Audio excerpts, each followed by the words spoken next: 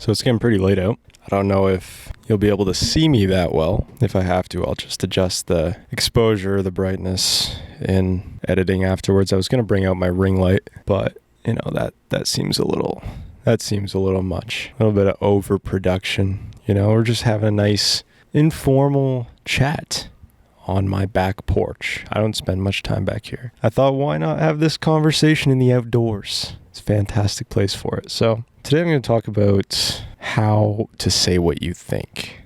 And it's an important skill. It's an important ability. And it's something that you kind of got to train yourself to get comfortable with, train yourself to kind of do on command. And I want to share my thought process as it relates to saying what I think. If you stick around for the whole thing, fantastic. What I tell myself when I feel pressured or inclined to maybe soften my stances or soften my opinions or, say something that I don't really believe in, but that's kind of convenient. The phrase I tell myself is know who you're trying to win over. Know who you're trying to speak to. Because with VOV, a lot of the times with guests, you'd be talking to people who, 99 different guests are going to be a lot of varying opinions. Sometimes you talk to people you don't necessarily agree with. As a host, you tend to need to be a little bit more agreeable than you might really be, because VOV wasn't meant to I wasn't trying to debate students, especially because it's just such a unique setting. Like most podcasts interview professionals with lots of media experience on camera, but you're interviewing students who this is the first time that they're speaking on a podcast ever, speaking on camera, long form ever in their lives.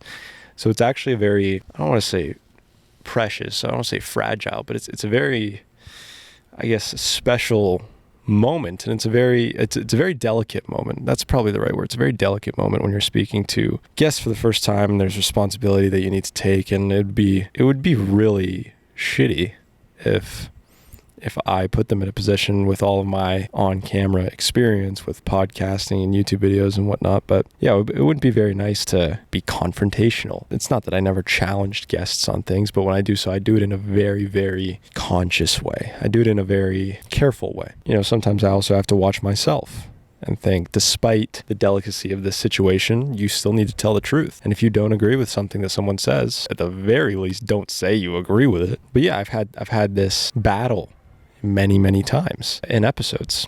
And I tell myself, because I'll watch the episodes back, because I edit everything. Like I edit all the clips for VOV and all of the long form episodes. I do everything myself. I should probably look into getting some help, but at this point I do everything myself. So I'll watch these episodes back when I'm editing, and I kind of cringe at myself because I know that I'm not being completely straight up with my opinions. Now this has become more and more rare. I don't think I've done that in a long time, but in the early days, there would be times where I'm like, oh, you really bitched out on that one. You should have clarified yourself more. You should have made your opinion clearer, because know who you're trying to win over. The way I thought about it was that if someone who I looked up to, who I agreed with, saw this video, let's say I got to a point in life where I was fortunate enough to meet them or fortunate enough to work with them, and this video pulled up, and this person, let's say, who I looked up to, showed me this video and was like, what are you talking about here? This is a super, whether it's a woke stance or basically any stance that I don't actually agree with, but let's say, not that I'm not pandering to, but that I'm softening myself to.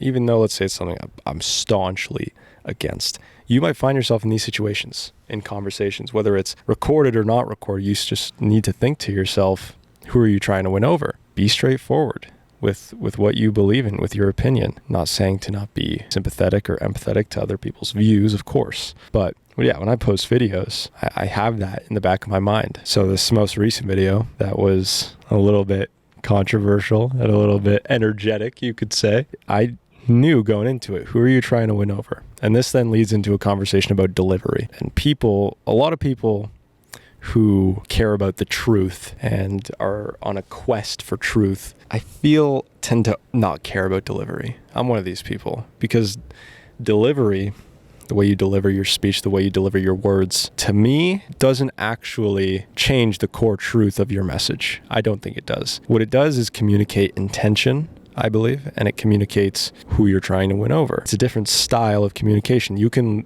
know and you can learn about who someone's trying to reach based off of their delivery. It doesn't change the truth and the core of their message, but it's just about who they're trying to reach. So yeah, I gave the example about, people I look up to. One day I want to get to a point where I'm able to maybe work with some of my inspirations. I think that would be amazing. And I want to be able to look back and see that I was consistent and that even when it was difficult, I still said what I thought. So in this recent video, there was a clip I was talking about university and the feminization of university, and it was a bit of a hot take, but I knew who I was trying to win over, and I knew what kind of delivery I was aiming at in that video.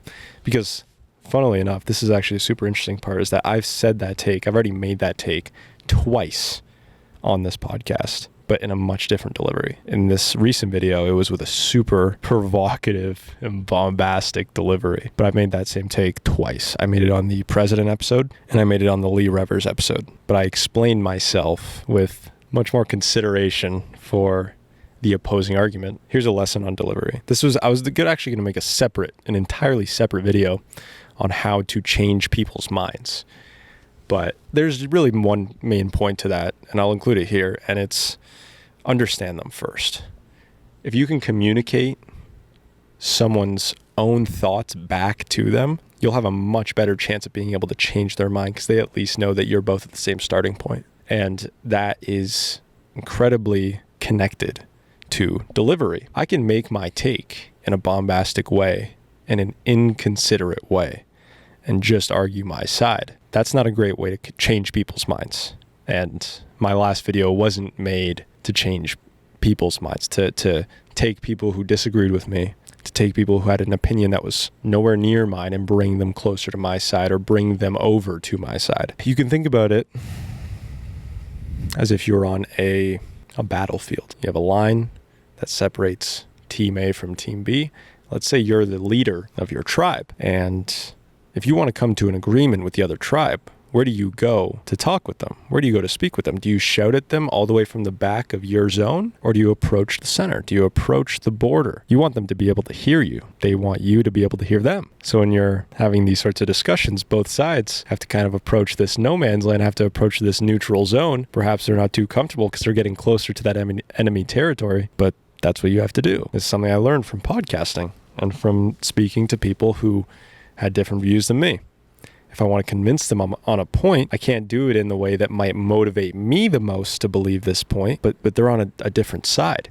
I can't be shouting at them from the back of my army. Now, this is different when you're speaking to people who already agree with you. When you're trying to motivate your troops, you're not going to do that right at the edge of enemy territory, right at the enemy line. If you're trying to motivate your team, you're going to be as far away from enemy territory as possible. You're going to be at the back of your territory, of your land, where you've dug out a trench and you're with your entire crew, and you're going to communicate your side and your side clearly, and you're going to speak to that. You're going to speak to that emotion. Emotion is very interesting, because I kind of attacked the use of emotional logic in universities, and I talked about how you can't mix the two. Anyways, I kind of went after that, but delivery is completely emotional. It is, because you hear women talk about it the most whenever they don't like something someone said. It rarely has to do, maybe not rarely, but sometimes, and a lot of the times, it doesn't really have to do with what the person's saying, but it's how they say it. And to men and to people in general who are just looking at the words and seeking the truth, is kind of annoying. It has nothing to do with the words coming out of their mouth, that delivery, but it's incredibly interlinked with motivation and emotion.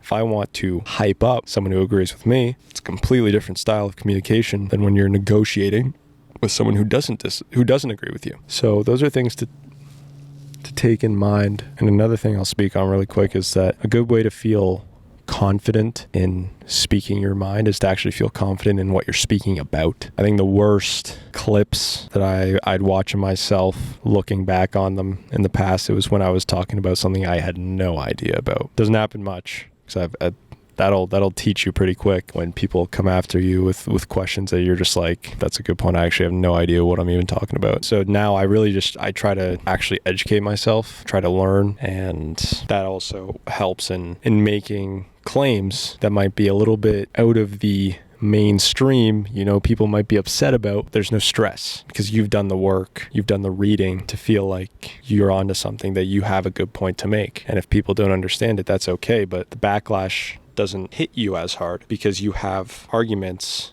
and you've gone down a large list of counterpoints and debunked them. Learning the material and knowing what you're talking about is incredibly powerful to feel good about speaking your mind. So that's just to say that all in all, the main takeaway from this is know who you're trying to win over. There's no need in trying to impress people that you don't even want to be friends with. It really sounds crazy, but that happens all the time. You don't need to cater to people or pander to people who you don't even like. Why would you do that? It's social pressure. It's ridiculous. I see someone trying to toe the line and it's like, yo, I don't trust you. I don't trust you. You're trying to play both sides. I don't want to talk to you. I don't want to be friends with you. I want friends who are strong enough to recognize that when push comes to shove, they're not going to toe the line on me. They're going to toe the line on their own beliefs, on their own core beliefs, and they try to pander. How are you gonna stay strong and keep confident for me? So we're gonna get inside before I get eaten alive out here. But that's that. Hope you have a fantastic rest of your evening, and we will see you next video. Next video, I'm actually talking about friendships, talking about relationships, talking about who you should have in your circle, how to connect with people who won't stab you in the back and who are actually useful to your life. So tune in to that. I didn't catch it. Anyways, okay. Peace out.